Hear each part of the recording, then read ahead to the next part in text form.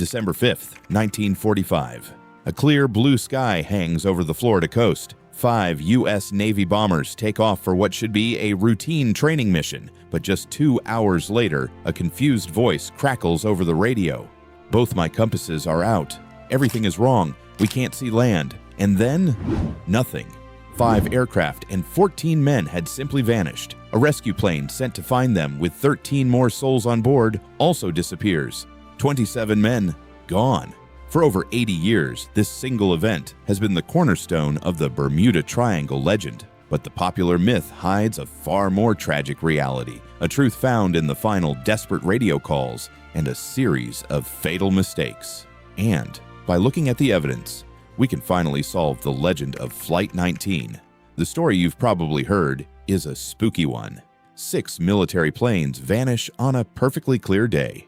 No wreckage, no oil slicks, no bodies, and no logical explanation. It's the case that helped launch the Bermuda Triangle into our collective nightmares, painting it as some kind of supernatural vortex. The disappearance feels so clean, so absolute, that it's easy to think something beyond our world was at play. And that's when the wild theories come pouring in. Over the decades, people have blamed everything from alien abductions to time portals. These ideas are exciting, and they make for great stories, suggesting the men of Flight 19 were victims of some unearthly power. They tap into our fear of the unknown, painting the Atlantic as a place where the rules of reality just don't apply. But the truth isn't paranormal, it's human, and in many ways, that makes it even more heartbreaking. The real story isn't about what happened to Flight 19, but what happened inside those cockpits. The solution to this mystery isn't found in campfire stories, but in the official Navy investigation records and the frantic, fragmented radio transmissions from the flight itself. When you piece them together, a tragic chain of human error, bad luck, and failing technology comes into sharp focus. The mission on December 5th was a final training exam called Navigation Problem Number 1.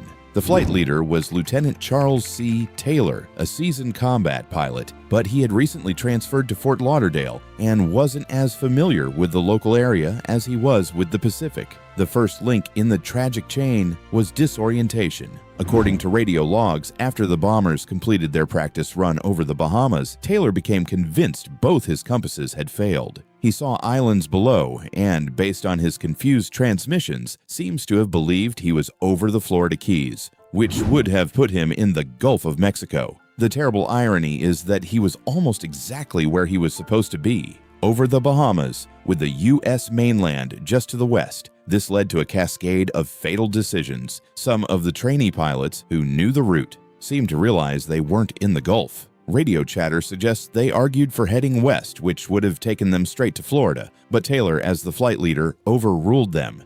Believing they were in the Gulf, he feared that flying west would only take them deeper into an endless stretch of water. So he made a fateful call, reportedly leading his squadron on shifting headings, including northeast, flying them further and further into the open Atlantic. As the hours dragged on, the situation turned grim.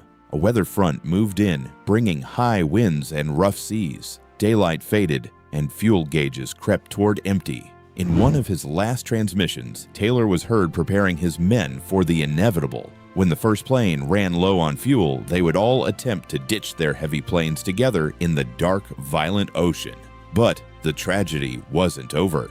A PBM Mariner search plane was sent to find the missing squadron. That plane and its 13 crew members also vanished. This is often cited as proof of the Triangle's power, but the truth is likely far more mundane. The Mariner was known for being prone to fuel vapor leaks and was grimly nicknamed the Flying Gas Tank. A merchant ship in the area reported seeing a massive fireball in the sky. Right around the time and place the Mariner disappeared. While never definitively proven, the most logical and terrible explanation isn't a mystery, but a catastrophic mid-air explosion. There was no time warp. There were no aliens. The story of Flight 19 is a profound tragedy of errors. A disoriented leader, potentially malfunctioning equipment, a fateful refusal to trust his crew, and rapidly worsening weather all combined to doom 14 men. The The loss of 13 more on a rescue plane was very likely the result of a known risk in that aircraft's design. The Navy's initial investigation placed the blame on pilot error by Taylor. However, his mother protested, arguing that without the planes or the bodies, the Navy couldn't truly blame her son. Out of consideration and acknowledging the lack of physical evidence, the Navy officially changed its report to cause unknown. That simple phrase left the door wide open for decades of myths and speculation.